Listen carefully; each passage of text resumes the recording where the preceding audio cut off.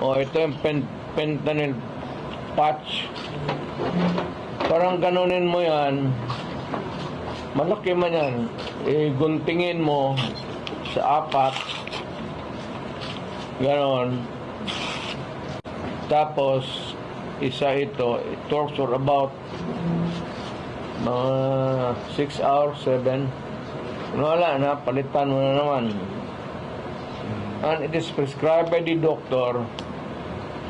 And kinuha ko yung aking fentanyl prescription drug doon sa pain center ng St. Luke's.